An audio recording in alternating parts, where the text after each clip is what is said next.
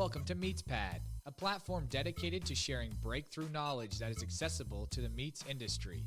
On each episode, we will hear from meat specialists and professionals to talk about numerous topics in meat science, including animal welfare, meat production, meat quality, food safety, and so much more.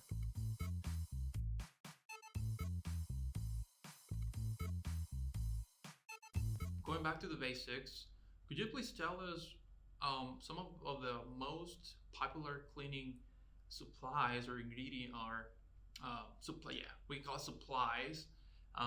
So we got chlorine. I mean, you mentioned a few of them, but we can maybe talk about the importance of those and maybe where should we apply it. Yeah, exactly. And usually when I'm talking about this kind of stuff, I mentioned it before, we figure out what our soil type is, and we have four major soil types. The first one that we're probably going to be most interested in this podcast is going to be your proteins. And then you have fats and oils, and then you have carbohydrates and minerals. So those are going to be your four major soil types that we're going to identify within your process. And then there's several ways to remove them from surfaces. The first is you can dissolve them, and that's the easiest. If say you have some sugar and dissolves it in water, you can get it into the water and get it to the drain. So the whole idea is water is basically our vehicle, and we want to get the soils up into the water, and then we want to get that water to the drain as fast and expediently as possible. If not, if we get pooling, then we start talking about, as being contamination source throughout the plant. But just to take a, just come back to the original question, it's all how can we get it into water? So we can either dissolve it in the water. We can also use temperature to liquefy it, such as, fats. We want to use probably about under 140 degrees water, well, not 140 degrees Fahrenheit water. That will help liquefy most of the fat that we have, whether we're talking about beef, poultry, or pork fat. Right, with beef having the highest temperature for melting, and then and then chicken and poultry after that, but about 140 or less. And then there's also a worker safety issue that we have to work in there too, but at about 140 is the limit, and that's probably a key number to know, because 140 and above, we could start baking on proteins onto surfaces.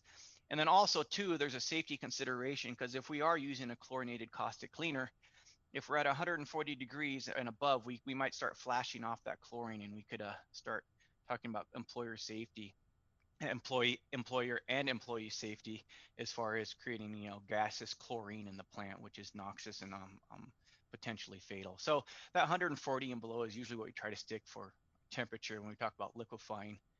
And then another thing is, we got protein, we can just chop it up into different pieces, and the way we do that chemically is to hydrolyze it.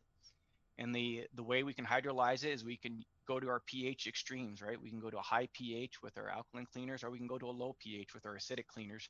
And then also enzymes will allow us to hydrolyze that soil. And then, of course, too, then if we can't get it, we can call dispersion. And dispersion chemistry is just something to get it off the surface, up into the soil, up into the water, and then we just want to carry it to the drain. And when we talk about dispersion chemistry, that's when we really start talking about our hydrogen peroxides, which can also be an oxidizer, or a peroxyacetic acids as well too, because these penetrate into soils and basically just pop them up off the surface into the water, and then we try to get the water to the drain. And then finally, we always talk about emulsifying. When we start talking about putting surfactants in with our caustic cleaner, we can emulsify fats, so we can bring those fats up into the water, because fats don't like to be water, right? They're not water loving, but somehow we got to get them into the water, so we put a chemical that has two charges on it, which is a surfactant. So the surfactant binds the fat particle, and then that also the other end of the surfactant allows that fat particle to get suspended into water.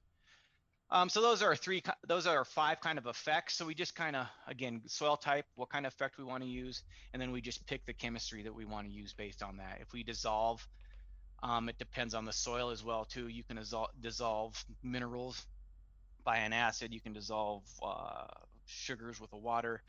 If you want to hydrolyze, you can hydrolyze protein with enzymatic cleaner. You can hydrolyze it with your caustic cleaners.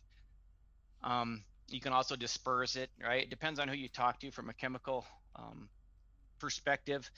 right? The reason why we go high pH on soils is the same way we do high pH or low pH for water holding capacity in products, right?